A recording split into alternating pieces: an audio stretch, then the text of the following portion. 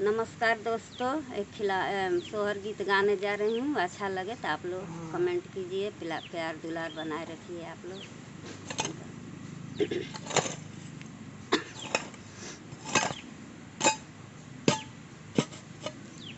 पाँव मोरा परला पलंग पर लामी के सिया भुइया लोटे, लामी के सिया भुइया लोटे हो। लालन मारिले पजरवा के पीरवा सहलो नाई जाला न हो। लालन मारिले पजरवा के पीरवा सहल नाही जाला न हो। काहे के पापा मोर बियाह कैनी सैया संगवा विदा कैनी, सैया संगवा विदा कैनी हो। लालन रहती में बारी से कुंवारी, दरदिया नाही पवती न हो। लालन रहती मो बारी से कुंवारी, दरदिया नाही सहती न हो।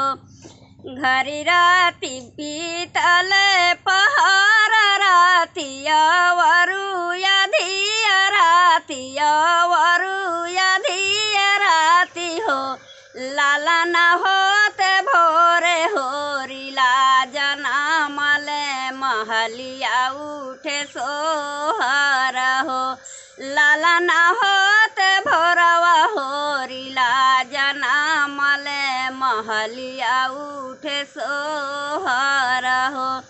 ठीके में पापा मोर बियाह कैनी सैया संगवा विदा कैनी, सैया संगवा विदा कैनी हो।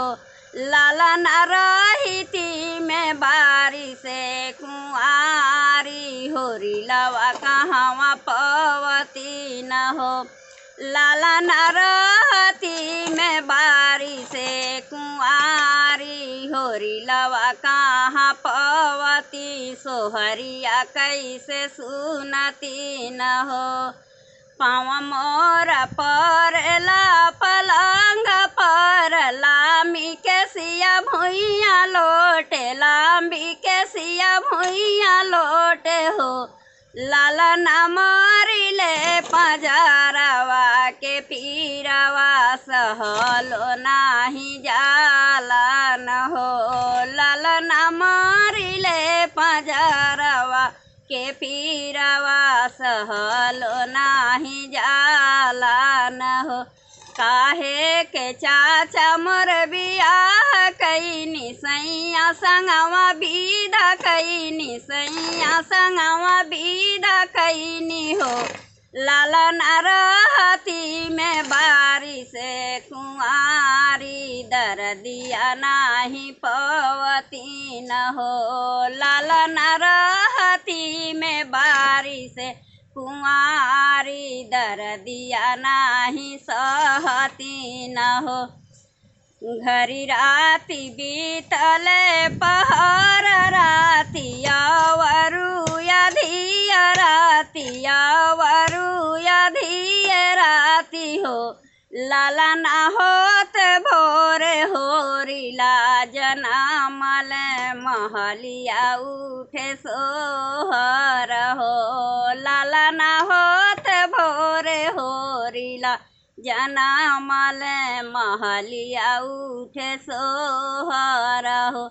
ठीके में चाचा मोर बियाह कैनी सैया संगवा विदा कैनी, सैया संगवा विदा कैनी हो।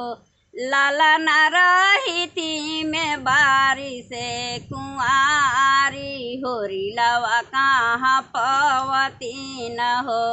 लालन रहती में बारी से कुंवारी, सोहरिया कैसे सुनती, सोहरिया कैसे सुनती न हो। पाँव मोरा परला पलंग पर लामी के सिया भुइया लोटे, लामी के सिया भुइया लोटे हो। लाला ना मारिले पजरवा के पीरवा सहलो नाही जाला न हो। लाला ना मारिले पजरवा के पीरवा सहलो नाही जाला न हो। धन्यवाद दोस्तों।